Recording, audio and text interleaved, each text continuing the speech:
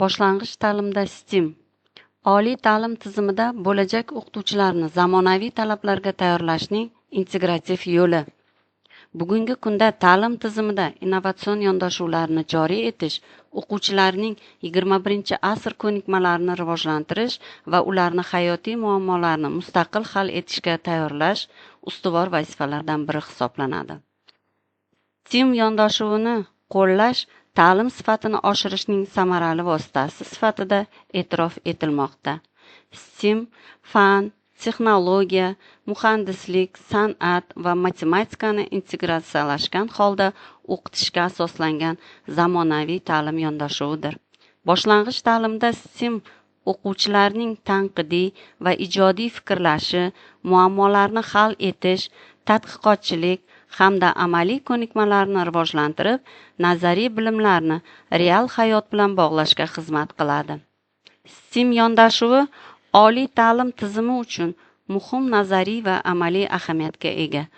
U bo'lajak boshlang'ich sinf o'qituvchilarini zamonaviy ta'lim talablariga mos ravishda tayyorlash, ularni integrativ fikrlash va kasbiy kompetentligini shakllantirishga xizmat qiladi.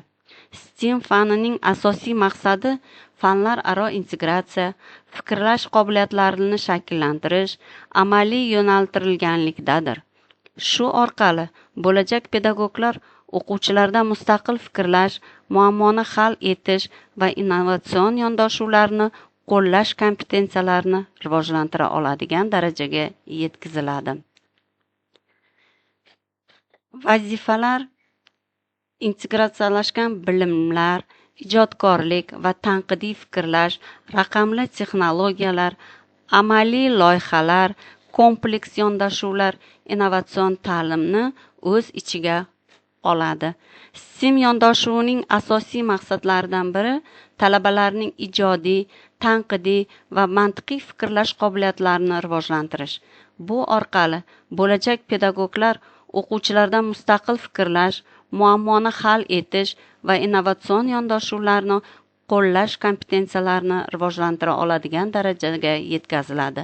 Fanlar aro integratsiya asosida o'qitish bu jarayonning samaradorligini oshiradi.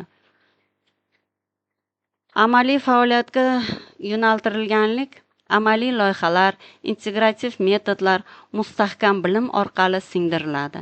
STEAM yondashuvi nazariy bilimlarni amaliy faoliyat bilan bog'laydi. Amaliy loyihalar, tajribalar va interaktiv metodlar orqali talabalar bilimlarini mustahkamlaydi va ekologik, texnologik hamda ijtimoiy masalalarga kompleks yondashuvni shakllantiradi. Bu esa ularni amaliy faoliyatga yo'naltirilgan pedagogik kadrlar sifatida tayyorlaydi. Natijada o'zida zamonaviy bilimlarni, kreativ fikrlashni, amaliy ko'nikmalarni, raqobatbardosh sifatlarni rivojlantirgan pedagog kadrlar shakllanadi. Xulosa qilib aytganda, STEAM yondashuvi asosida tahsil olgan talabalar zamonaviy bilimlarga ega, kreativ fikrlaydigan, amaliy ko'nikmalarga ega va raqobatbardosh pedagog kadrlar sifatida shakllanadi. Bu esa oliy ta'lim sifatini oshirish bilan birga boshlang'ich ta'lim tizimining samaradorligini ham yuksaltiradi.